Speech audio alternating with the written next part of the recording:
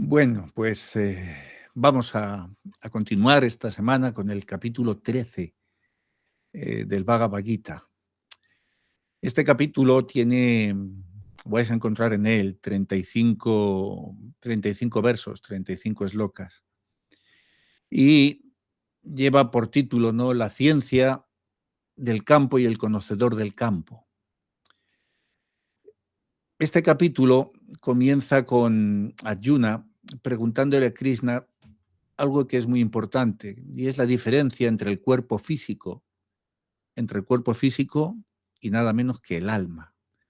Y así como también va a preguntar a Krishna sobre la diferencia o sobre el conocimiento que permite discernir entre ambos. Y Krishna va a responder que el cuerpo físico es el campo, el kshetra, que se dice en sánscrito, ¿no?, el campo, mientras que el alma individual es el conocedor del campo, ¿no?, también llamado setranilla. El cuerpo, Krishna va a explicar que es transitorio y que está sujeto a cambios, mientras que el alma es eterna y no se ve afectada por las vicisitudes de la vida. Krishna también va a explicar la importancia de la devoción y la importancia de la búsqueda del conocimiento espiritual como medio para alcanzar la realización del Ser Supremo.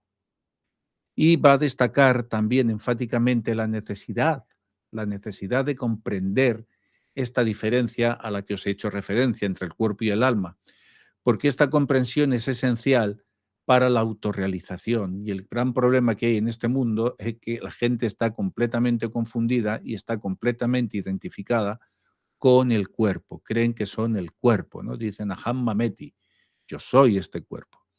Mientras que el trascendentalista lo que dice es Aham Brahmasmi, yo soy espíritu. Este capítulo 13, como ya os señalé, es una sección profundamente filosófica que aborda conceptos fundamentales que son como las raíces, ¿no?, el cimiento del hinduismo y la metafísica. A su vez, también el capítulo 13 es conocido como Prakriti Purusa Viveka Yoga, que encapsula otro aspecto fundamental de la filosofía expuesta en este texto. Este título, el título de este capítulo, Prakriti Purusa Viveka Yoga, que es el otro título que tiene y es el que hemos puesto en el libro, en Entendiendo el Bhagavad Gita, lo podemos desglosar, si queréis, para que entendáis su significado más profundo, porque ya sabéis que hemos visto a lo largo de algunos capítulos cómo el propio título ya encerraba un tesoro increíble. Y siempre os dije, cuidado porque uno llega al capítulo, sí, boom, y pasa. Y justamente en el título se encierran tesoros, ¿no? Se encierra un néctar también en el título. Mirad, Prakriti Purusa Viveka Yoga, Prakriti, la primera sustantivo que se emplea. Prakriti, en la filosofía hindú, se refiere o es el nombre que se le da a la energía material, a la naturaleza material o a la energía material más bien, ¿no?, porque la materia es una forma de energía y es el principio fundamental de la materia. Y en algunas escuelas filosóficas o en ciertas escuelas filosóficas se la considera la causa material del universo, Prakriti. Y Prakriti es vista como dinámica, no es algo que permanezca estático, sino que está vista como dinámica y siempre cambiante, y dentro de esta naturaleza de Prakriti, que son los elementos de la naturaleza material y también las tres gunas, las tres energías que actúan en ellas, que ya os resultarán familiares, que son Sattvaguna, Tamoguna y Rajoguna, ¿no? Eso sería grandes rasgos Prakriti. Purusha, por contraposición a Prakriti, Purusha se refiere al espíritu o a la conciencia. Y en el contexto del Sankhya, de la escuela filosófica Sankhya, es una de las seis, es una de las seis escuelas ortodoxas del pensamiento de la India, pues Purusa se considera el principio espiritual eterno. Eso es Purusa, el principio espiritual eterno, inmutable y trascendental. Purusa es el observador, el ser. Sería la conciencia pura y es distinta y separada de Prakriti. Viveka. Viveka, este término Viveka significa discernimiento o distinción. Y en el contexto espiritual se refiere a la capacidad de distinguir entre la realidad y la ilusión, entre lo eterno y lo transitorio. O en este caso específico, pues entre Prakriti, que es la materia, y Purusha, que sería el espíritu. Y por último, yoga. Aunque todos hemos escuchado hablar del yoga y aunque comúnmente yoga se asocia, ¿no?, con prácticas físicas dentro del hatha yoga, ¿no?, con asanas y todo esto, pero en el contexto de los textos sagrados de la India, yoga en verdad lo que significa es unión, método o camino. Eso es lo que significa yoga. Significa unión, significa también un camino y significa también un método. Se refiere, por tanto, a las prácticas y disciplinas que van a conducir al sadhaka, al practicante, a la unión espiritual, a la realización del ser y o a la comprensión de la verdad. Por lo tanto, Prakriti Purusa Viveka Yoga, no, como título de este capítulo 13 que estamos abordando, se enfoca en el camino, en la práctica o el camino que hay que seguir, que es yoga, para poder discernir Viveka entre Prakriti, la naturaleza material, y Purusa, la conciencia espiritual. Así que el capítulo nos va a enseñar cómo entender esta diferencia fundamental entre el cuerpo material y el espíritu inmortal, y cómo esta comprensión es absolutamente crucial para la realización espiritual y para obtener la liberación, para obtener moksha. Este enfoque entre la distinción entre Prakriti y Purusa es central, como ya os he dicho, en las escuelas del pensamiento hindú y particularmente en la escuela Sankhya. Y esta escuela ha influido significativamente en la escuela Sankhya en la filosofía del Bhagavad Gita. La comprensión de esta distinción es vital para los estudiantes, para cualquier estudiante de filosofía, de religión comparada, no solo para un practicante del hinduismo. Estos textos no son para una religión, son para la humanidad. Y este texto es fundamental para cualquier estudiante de religión comparada, para cualquier filósofo. ¿Por qué? Pues porque te está proporcionando una perspectiva que es única sobre la naturaleza del ser y la realidad. Y la realidad, no solo en el hinduismo, sino la realidad de este universo. Y en este capítulo, Krishna habla sobre dos realidades principales: el kshetra, el campo, y el conocedor del campo. Vamos a hablar primero del campo, el kshetra. El campo, como os he dicho, se está refiriendo al cuerpo tuyo, y no solamente al cuerpo, sino al universo material, a toda la manifestación cósmica. Y Krishna va a detallar que este campo incluye 5 elementos, que son tierra, aire, agua, fuego y éter.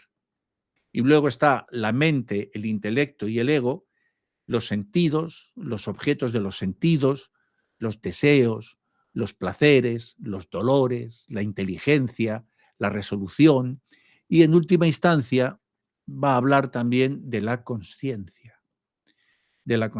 Todo esto englobaría el campo, el kshetra. Luego está el conocedor del campo, que se identifica obviamente con el alma o el espíritu, ¿no?, el Atman, que reside, que habita, que es la substancia que sostiene a todos y cada uno de los seres, desde la diminuta bacteria hasta el elefante, ¿no?, hasta el ser más grande que pueda concebir, ¿no?, siempre ha sostenido a todas y cada una de las criaturas. Y este conocedor es distinto del campo material y es esencialmente el observador, el testigo de todas las experiencias. Y Krishna se identifica, fijaros si esto es muy importante, se identifica a sí mismo como el conocedor supremo del campo de todos los seres, como el eterno observador. Este ojo con un triángulo que veis en la tradición judío-cristiana, ¿no? Hace referencia también a esto, a esta identificación como el conocedor supremo del campo, del interior de todos los seres. El conocimiento verdadero. El conocimiento verdadero, aquí Krishna va a sostener que el verdadero conocimiento, lo que uno necesita aprender de verdad, más allá de toda ciencia material, de hacer cálculos, ecuaciones y gramática y aritmética y qué sé yo, el verdadero conocimiento es la comprensión de la naturaleza, tanto del campo como del conocedor del campo, así como la comprensión de cómo se libera uno de la naturaleza material, mis queridas y sensuales criaturas. Ese es el verdadero conocimiento. Ese es el conocimiento verdaderamente útil. Y este conocimiento conduce ni más ni menos que a la plena realización del ser y a la comprensión de la realidad última, a la comprensión de Brahman, a la comprensión del Supremo. Las cualidades necesarias para el conocimiento verdadero, ¿no? El capítulo también va a enumerar una serie de virtudes y cualidades que son necesarias para adquirir este conocimiento. No es que uno pueda llegar como en la universidad, no da igual que seas un pendejo o que seas un santo, ¿no? Ahí te van a despachar el conocimiento y tú, bueno, vas a aprender. Pero para adquirir este conocimiento y para que este conocimiento tenga efecto de verdad, ¿no? Se necesita cualidades. Y son cualidades como, en primer lugar, la humildad, la sinceridad, la no violencia, ¿no? La paciencia, podríamos hablar también, la rectitud, el control, muy importante, el control sobre la mente y los sentidos, y el desapego también de los objetos de los sentidos. Krishna también va a hablar, en quinto lugar, de la naturaleza del Brahman. Y Krishna va a explicar que Brahman, el principio último y eterno, es inmutable y trascendente. Inmutable y trascendente. Y que está más allá de la existencia y la no existencia. Más allá de la existencia y la no existencia. Tal y como vosotros estáis más allá de la manifestación de vuestros sueños cuando dormís y de su desaparición. Vosotros estáis en el sueño, pero no sois parte del sueño. No sois el sueño. Os manifestáis dentro del sueño, pero sois atemporales. Vosotros estáis más allá de la existencia o no existencia de los personajes que habéis soñado por las noches en vuestra habitación.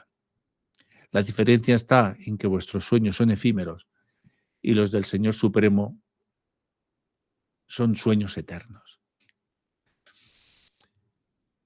Y como os decía, él va a significar esto, va a decir que Brahman está en todas partes, pero que no está afectado por las acciones del mundo material.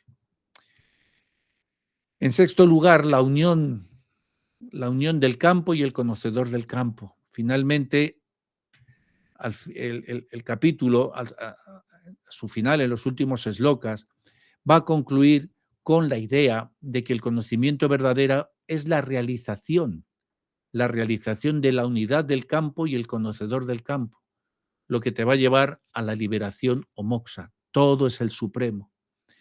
Y este capítulo del Bhagavad Gita es esencial para entender la filosofía del dualismo y la no dualidad en el hinduismo. Hay dos corrientes, el dualismo y el no dualismo, la no dualidad en el hinduismo. Y también es importante para comprender las nociones de la realidad material y de la realidad espiritual. Por lo tanto, leedlo con atención porque su estudio es fundamental, como ya os he dicho, para poder progresar en, en esta disciplina. Y además os va a ayudar para poder profundizar en cualquier otro texto y en cualquier otro eh, filosofía que queráis, en la que os queráis adentrar. Y es importante porque ofrece esta visión profunda. Este capítulo te ofrece, te sumerge en una realidad que es profunda y muy grave. Grave en el sentido de pesado, de gravedad, no de grave de que están malitos, ¿no? Porque es fundamental poder distinguir entre el campo y el conocedor del campo, entre el alma y el cuerpo material. Y este conocimiento es lo que te puede liberar del ciclo de nacimiento y muerte y permite a cualquier practicante sincero la liberación espiritual. Mirad, al identificar y al describir estos componentes del Setra, del campo, el señor Krishna lo que está haciendo es resaltar la complejidad del cuerpo y del mundo material. Es lo que te está diciendo. Le está diciendo a Arjuna, esto es complejo. Y te está revelando algo maravilloso. Fíjate, lo que Krishna te está diciendo es, no sois simplemente entidades físicas. Estáis compuestos, mis queridas y sensuales criaturas, por una amplia gama de elementos, emociones, deseos, pensamientos que están interactuando entre sí constantemente. Y la comprensión de esta complejidad es absolutamente esencial para poder discernir tu yo verdadero. ¿Qué sabes de ti? Que es el título de la clase. ¿Qué sabes de ti realmente? ¿Qué es lo que sabes de ti? Y es absolutamente importante para que entendáis el yo verdadero y el yo material, que es temporal, para distinguir entre estos dos yos, entre el ego eterno y el ego material, entre el yo eterno y el yo material. Y sin embargo, en un sentido, la naturaleza material, entended esto bien, también sería espiritual, toda vez que proviene del Supremo. Nada, nada puede estar fuera de Dios. Y nadie estaría separado. Vamos a entrar en una realidad enjundiosa y por favor escucharla muy bien, porque esto de lo que vamos a hablar ahora encierra una gran dulzura, si lo podéis comprender, y os va a dar una pista definitiva para que caminéis en vuestra vida sin temor, para que caminéis en vuestra vida con confianza en vosotros mismos y con confianza en el Señor Supremo. Mirad, como os he dicho, en un sentido la naturaleza material, aunque están los dos y dice que están separadas, ¿no? Pero en verdad la naturaleza material también sería espiritual. ¿Por qué? Pues porque proviene del Supremo. Mirad, nada, escuchad bien esto que os voy a decir, escuchadlo bien, mirad, nada puede estar fuera de Dios y nadie estaría separado en realidad de Dios. ¿Por qué? Porque entonces, ¿de qué estaría hecha la distancia? ¿De qué iba a estar hecha la distancia? Tendría que ser de algo que no fuera Dios. Así que nadie puede estar fuera de Dios. Siempre estamos dentro de Dios. Lo que pasa es que esta forma en la que estamos es ilusoria. Y creo que el término ilusorio nos puede rescatar de esta encrucijada. ¿Recordáis la clase que me pidió Euda Bacunda, ¿no? Con el Kybalión y el hermetismo que hicimos tan sesuda?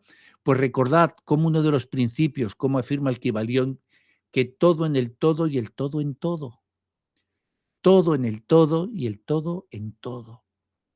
Y esta reflexión sobre el Bhagavad Gita y la interrelación que hay entre el Setra, el campo, y el conocedor del campo, mirad, es sumamente profunda y nos revela una comprensión matizada de la filosofía védica y su intersección, ¿no?, con otras tradiciones esotéricas y místicas como las que os he expresado o como las que se expresan en el Kybalión.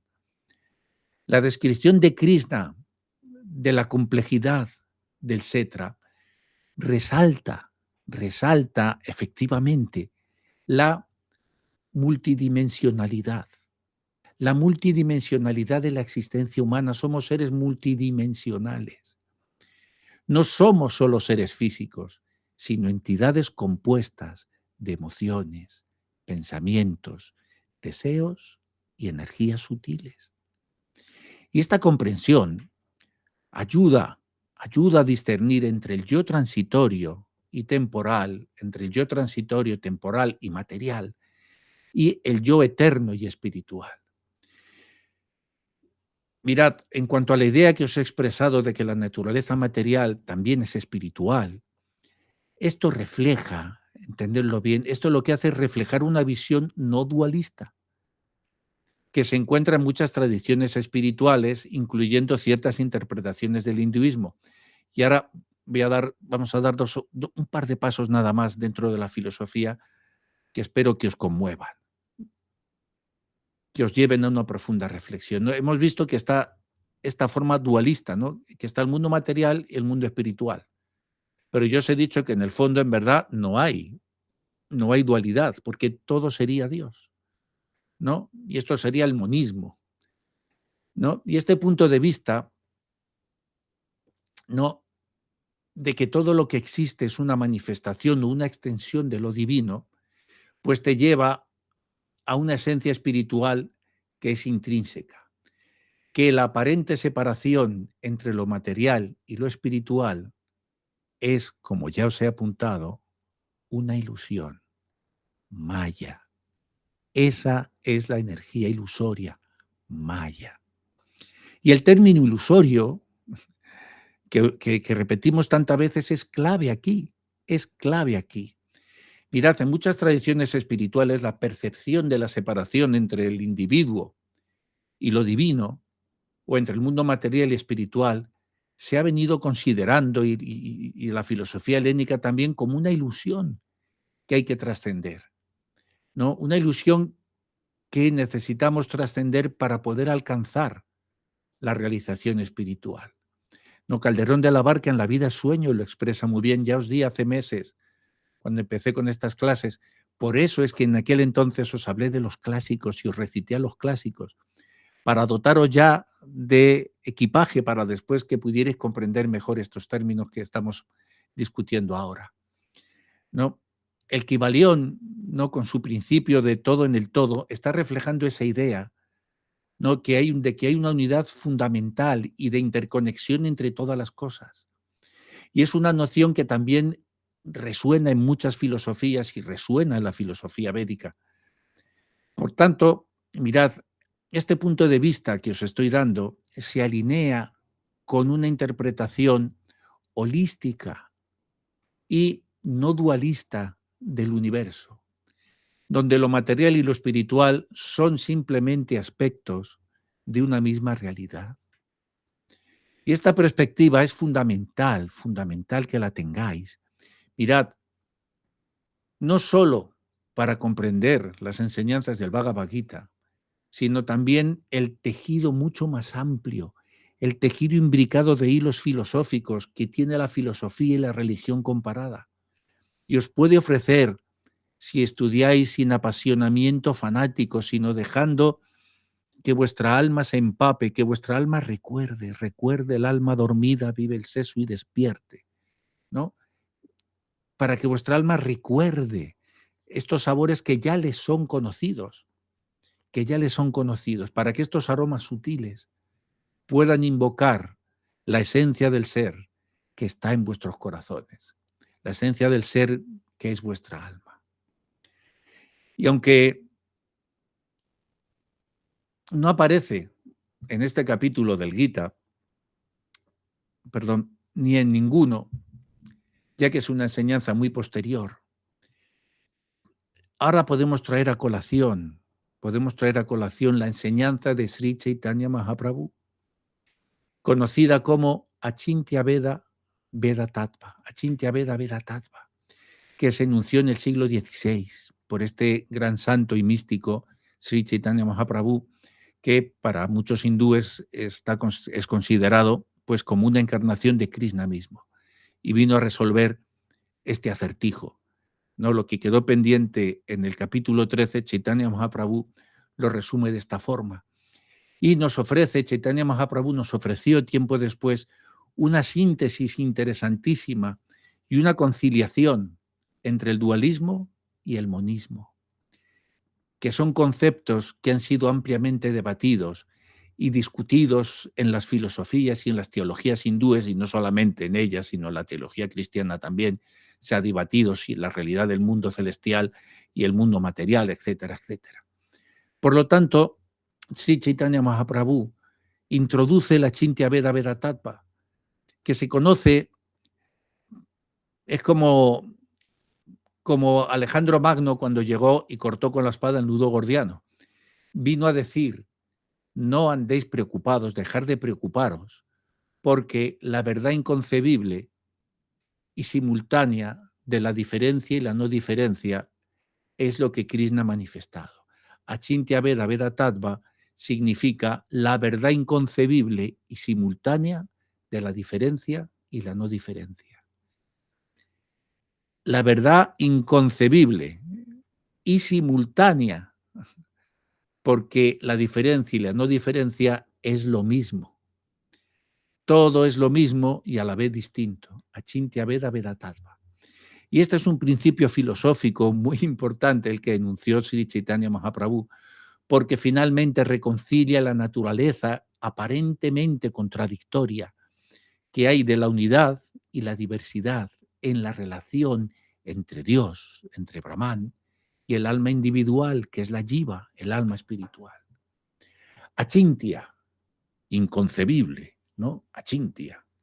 Y el término achintya te está sugiriendo que la relación entre Dios y el universo es en última instancia misteriosa y va más allá de la comprensión humana.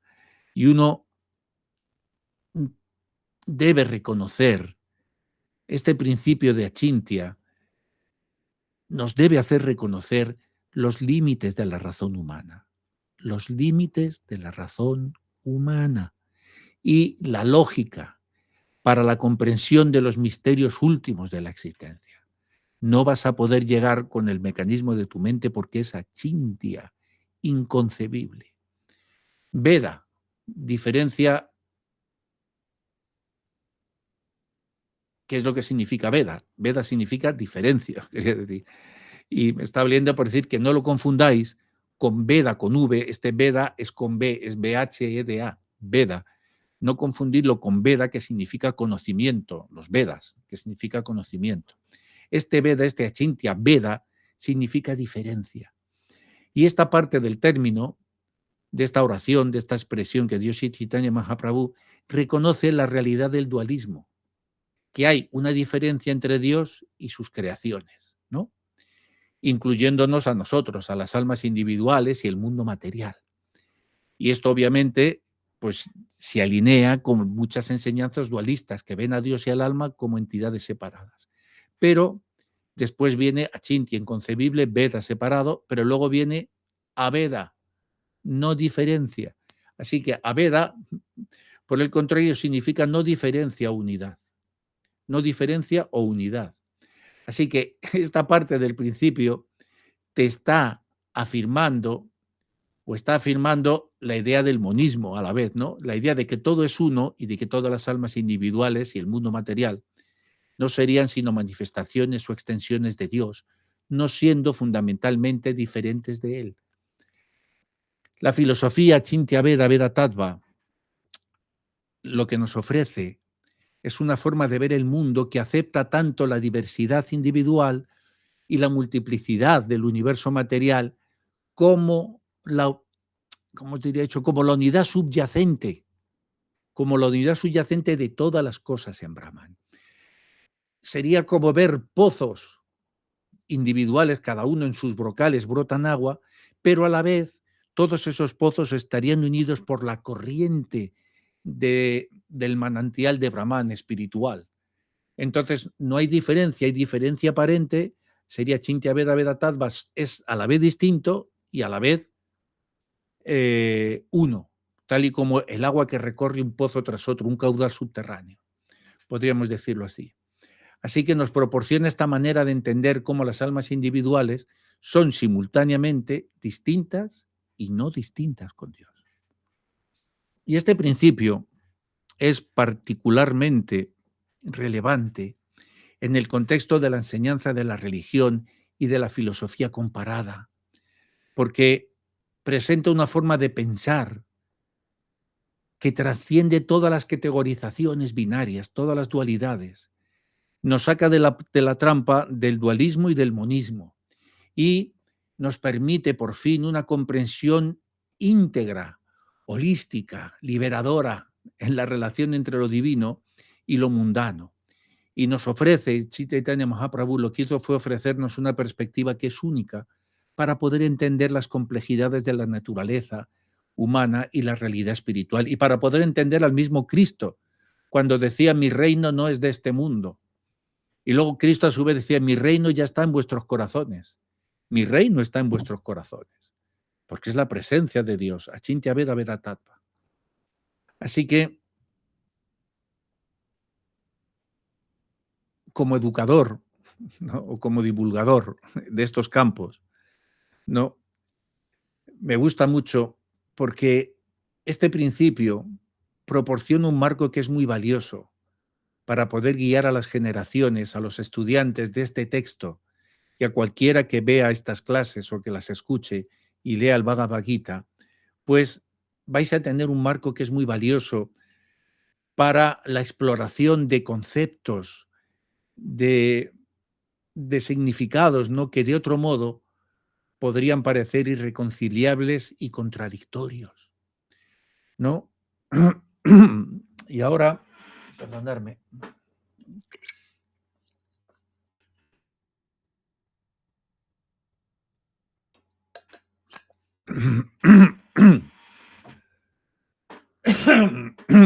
Y ahora, con la voz aclarada,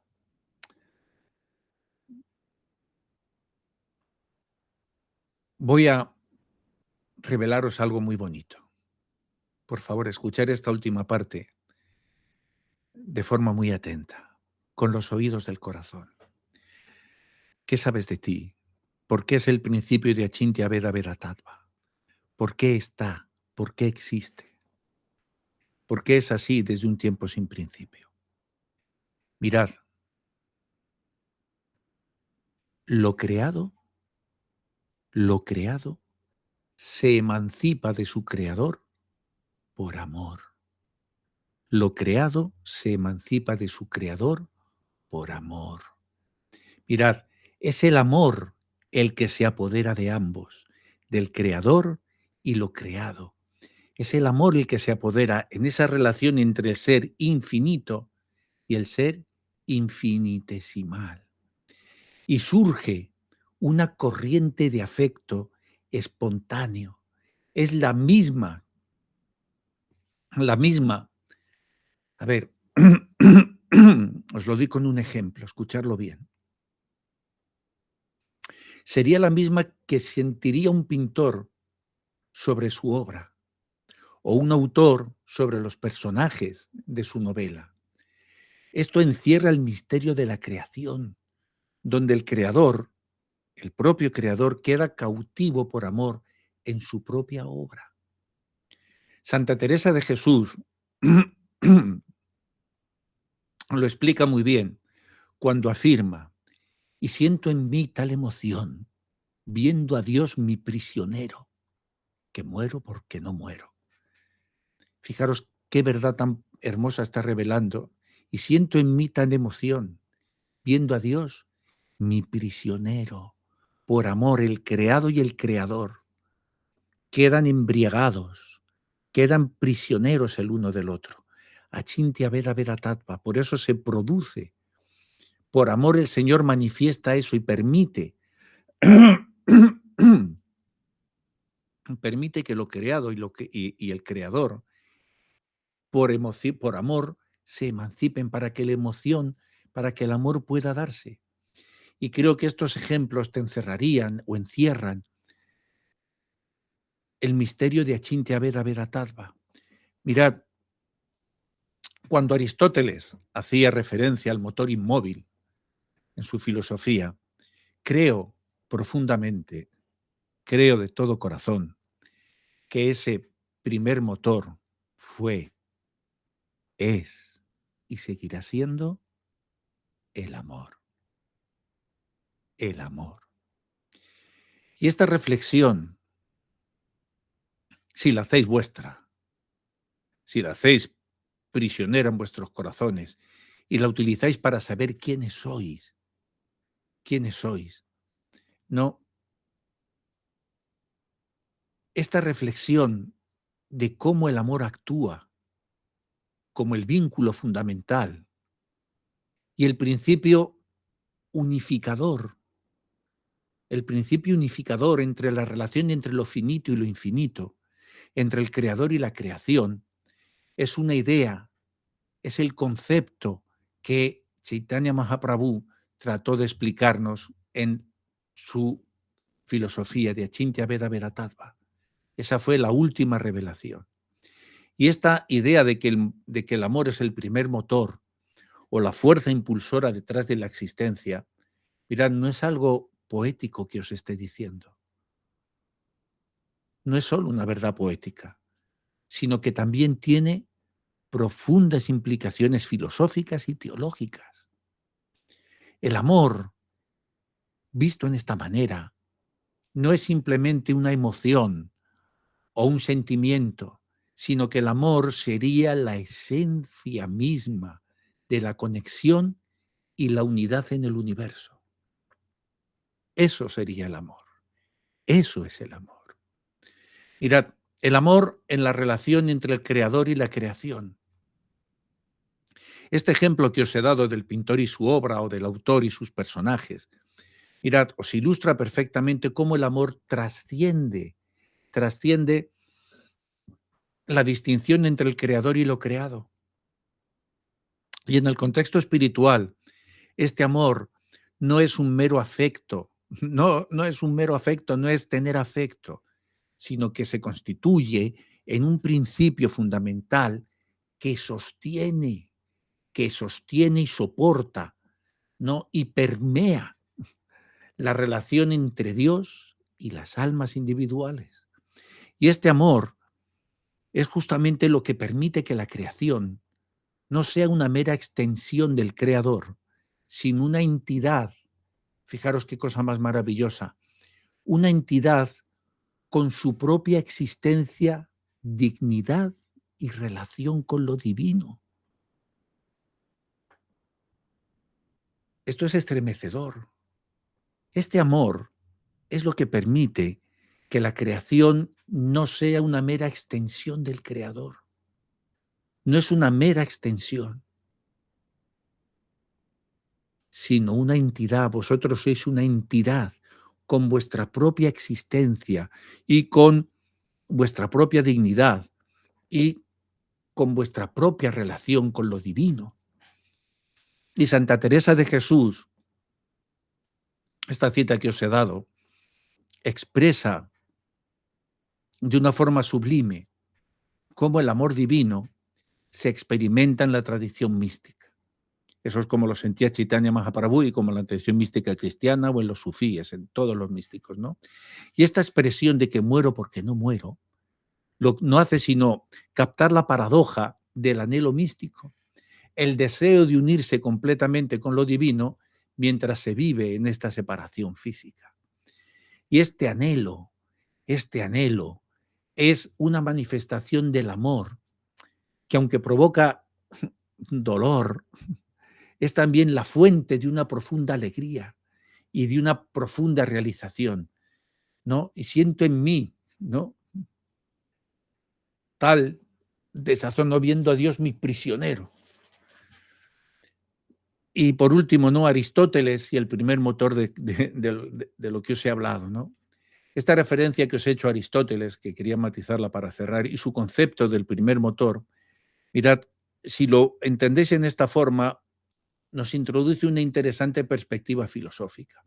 Obviamente Aristóteles no hablaba de amor en este contexto, ¿no? Su idea de un primer motor inmóvil como causa de todo movimiento, ¿no? Y cambio en el universo, sí que es verdad que la podemos ver desde una perspectiva mística y espiritual como una metáfora del amor divino o como la fuerza impulsora detrás de toda existencia.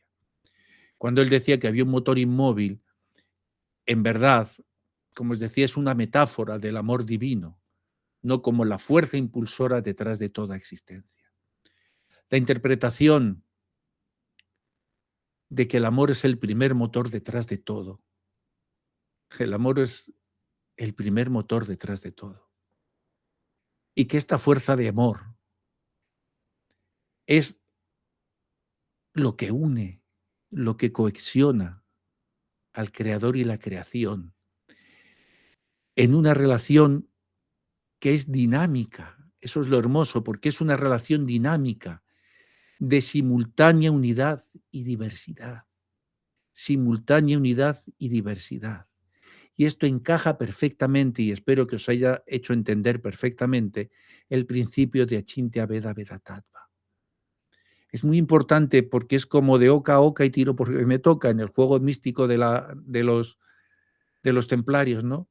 Lo que he intentado con esta clase justamente es que paséis de oca a oca. Reflexionar muy bien en las palabras de esta clase, en el concepto del amor del que os he hablado. Porque hoy estáis saltando de oca a oca. Estáis pasando del Bhagavad Gita y ya habéis enlazado con Chaitanya Mahaprabhu y con el principio de Achintya Veda Vedatattva. Y no necesitáis conocer toda su obra ni toda la obra de todos los santos, pero si pilláis ese concepto, si hacéis vuestro ese concepto, si este concepto pasa a ser un precepto en vuestro corazón, se convierte en vuestro anhelo, hoy habéis comenzado vuestro camino hacia la liberación, creedme.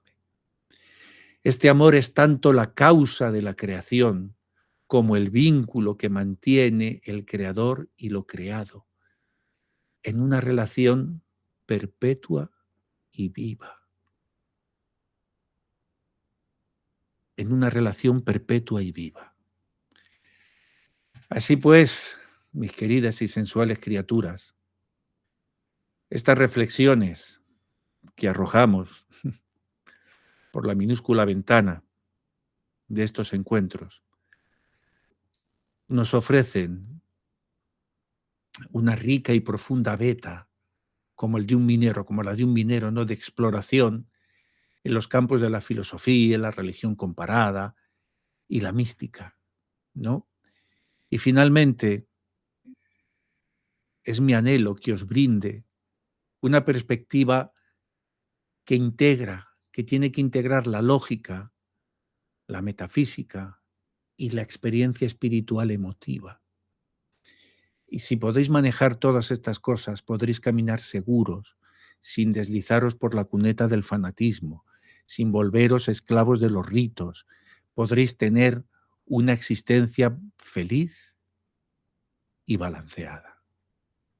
Espero que este amor entre lo creado y el creador os acompañe eternamente. Y ya no sé cuánto tiempo llevamos de clase, pero creo que esta vez me he pasado un poco de la duración habitual. Pero bueno, creo que el tema merecía la pena. Si tenéis alguna pregunta, alguna duda amorosa, tenebrosa, y si no la tenéis, pues detenemos aquí la clase y os dejo para que reflexionéis.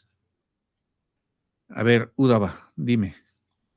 Bueno, sí, no logro, bueno, no se van a perder nada, no logro conectar la cámara. Bueno, no, me he quedado pensando con ese hermoso ejemplo, ¿no? Para entender un poco quiénes somos, nuestra esencia, ¿no? Y partir con el ejemplo del soñador, Sí. que luego todos los personajes que aparecen en su sueño, cuando él despierta, desaparecen, salvo si se logra localizar la esencia, ¿no? Y Ujú. de ese personaje. Y bueno, me quedé pensando entonces en que somos el sueño también de ese Mm. creador, de ese soñador, y pensaba si también desaparecíamos cuando él despertaba. No, Y luego dije, bueno, tal vez acontece, esta es la pregunta, ¿no? Yo pensaba, digo, bueno, tal vez acontezca que desaparecemos y no logramos recordar nuestra esencia en esa oportunidad de ser soñados.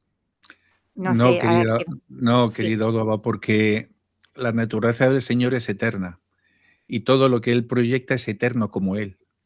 Ujú, Entonces, no puede desaparecer. Además, mira, justo al hilo de esto, allá por el año 97, cuando escribí la novela Súbete a una nube, que justamente Súbete a una nube es la historia de un autor que viaja al país de las creaciones literarias a concluir la historia de los personajes que dejó de una novela que dejó sin escribir, que dejó sin terminar.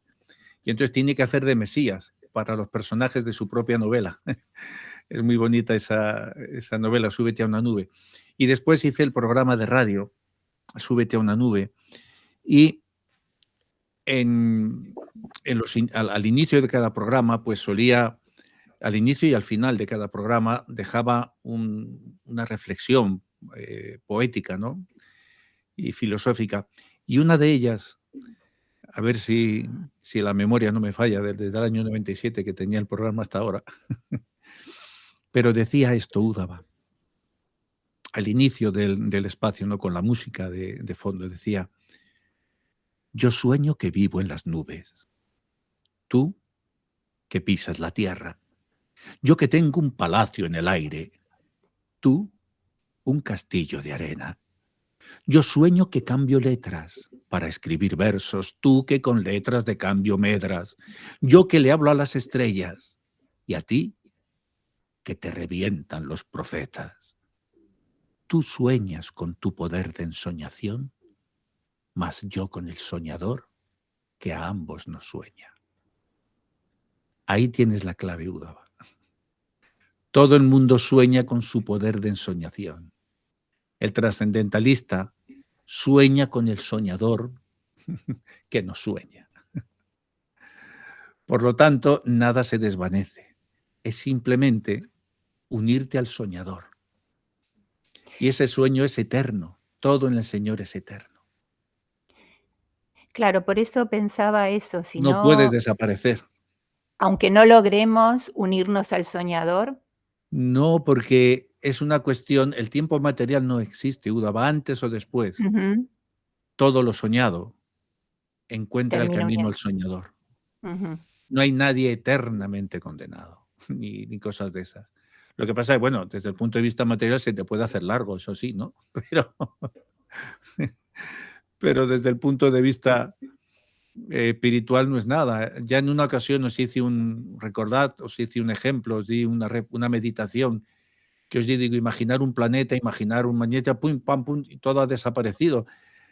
Si encendéis un fósforo, en una de las clases esto lo hice con una cerilla, rasgué una cerilla y en la cerilla ardió y desapareció. Yo dije, vosotros habéis visto en un lapso de tiempo arder la cerilla y desaparecer, pero yo os aseguro que de esa fulguración han salido miles de partículas que no habéis visto. Cada una de esas era un mundo, y cada uno de esos mundos se desarrolló la vida, y civilizaciones y guerras, y todo aconteció en el espacio de un fósforo, de una cerilla. Para ellos, para los seres que surgieron del carbono, ¿no? Sus vidas fueron larguísimas, pero en verdad en verdad, fueron más breves que las de una crisálida. Querido Udava, en verdad, somos crisálidas del universo.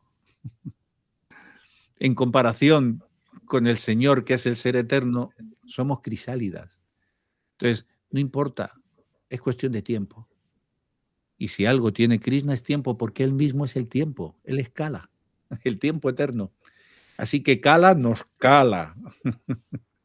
Maharaj, ¿y cómo incluimos este concepto del universo en la era de la destrucción, de la fuerza centrípeta, ¿no? Donde vuelve hacia ese uno? A ver, ¿Qué acontece allí, es que hay el alma? 3 clases de soñadores. Una vez os hablé, ¿no? Kasarodakesilla Vishnu, Kisirodakesilla Vishnu y Garbhodakasaya Vishnu. Pero en verdad, del mundo espiritual está el gran soñador, que es Karodakasaya Vishnu. Ajá. Él sueña los universos, las distintas pompas, y entra en cada uno de esos universos. Y a su vez luego vuelve a entrar en la forma de la superalma de Kisirodakasaya Vishnu. Y nosotros somos eso, somos su energía de ensoñación. Entonces, los universos se retiran, no aparecen y desaparecen como las pompas en el océano. Pero los seres son compactados en la naturaleza espiritual, son manifiestos y no manifiestos temporalmente, tal y como la luz, como las polillas se arrojan a la luz de una vela. Cuando hay una nueva manifestación cósmica, uno se vuelve a lanzar. El mismo Cristo te dice en el Evangelio: conviene que el Hijo del Hombre haga estas cosas mientras dura el día, porque se acerca la noche de la muerte terrible donde no se puede trabajar. ¿Qué significa trabajar, Udava? Acciones fruitivas. Claro. No tienes laboratorio para experimentar. Entonces, ¿qué es esa muerte, entre comillas, terrible? Que tienes los deseos, los anhelos, quedas compactado, pero no tienes el campo para satisfacerlo. Hasta la siguiente manifestación. Cuando surge una nueva manifestación, automáticamente los seres en su forma sutil vuelven a entrar y la naturaleza material los vuelve a empapelar, a empaquetar conforme a sus deseos. Y el karma así continúa. El motor inmóvil vuelve a actuar porque está más allá. Y esto es algo que incluso ya los científicos están discutiendo, el multiverso, y que el Big Bang en verdad rebota. Sí. Que hay continuamente una manifestación tras otra. Sí, estaba Entonces, leyendo sobre eso, por eso se me hizo un claro, cortocircuito, pero ahora claro, con esto de recordar los 3 Vishnus, los 3 soñadores, claro, exacto. El que abre se más. va, los que se retiran, son Kisiro y Garbhodakasaya Vishnu. Pero Karodakasaya Vishnu, el primer Vishnu, permanece. Claro. El Señor, a ver, ¿cómo se explicaría yo esto? De lo personal, lo material y lo inmaterial. Imaginaros un mundo de agua, redondo, pero la atmósfera es vapor. Dentro de esa atmósfera que es vapor, está lleno hasta la mitad de agua. Una esfera de vapor de agua llena hasta la mitad de agua. Y flotando sobre el agua hay hielo. ¿Entiendes? Ahí lo tienes todo, lo personal y lo impersonal a la vez. Lo impersonal es todo, es agua. Por eso dije que nada puede estar separado de Dios. El hielo, con el que tú puedes hacer un muñequito de nieve, es tu forma personal. El agua es la naturaleza material sobre la que se sostiene, y el vapor es el Brahman impersonal. Es la misma energía. Entonces, todo es simultáneo, por eso es Achintya Veda Vedatattva, todo es simultáneo. Todo es uno y a la vez diferente. Con ese ejemplo lo podéis masticar. Bien, sí, muchísimas El gracias. vapor, una esfera de vapor llena de agua donde hay hielo. Ese sería cómo lo impersonal es a la vez personal. Solo que el muñequito de nieve, como en Frozen, tiene conciencia.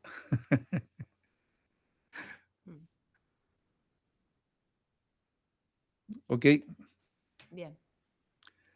Bueno, si no tenéis alguna otra cuestión, porque con esta última pregunta de Udava, yo creo que la vamos a dejar así porque es la guinda que nos ha puesto Udava para terminar de clarificar, de enriquecer la clase. La exposición de Udava ha sido, ¿no?, el broche final y ha venido muy a colación para poder aclarar alguna duda más y creo que es una buena guinda para dejarlo aquí.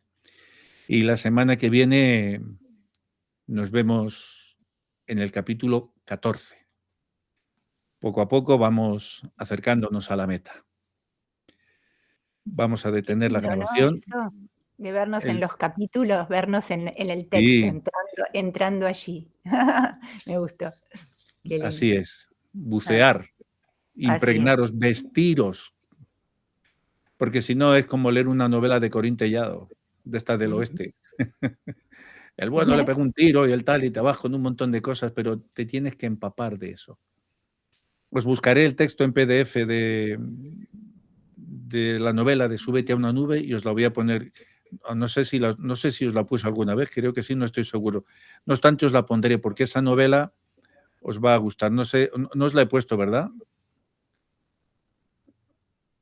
Sí, la puso, maestro. Ah, vale, pues entonces ya lo subís. Vale. Pues así ¿Dónde está? ¿En En el grupo. estaba. en el grupo de WhatsApp? Sí. Sí, lo que pasa es que no Bueno. sé si estará. ¿Tú la Por ahí no tienes estaba yo localizada? con- Digo, para no buscar yo en el otro ordenador, si la tenéis alguno, por favor, colocarla en... Y me voy a fijar, yo la reviso en el grupo y después si está ya la vuelvo a subir. Vale, y si no estuviera, me lo ponéis en el grupo, me lo decís y yo la subo, porque es que lo tengo en el otro ordenador. Bueno, vamos a detener aquí la clase, la grabación.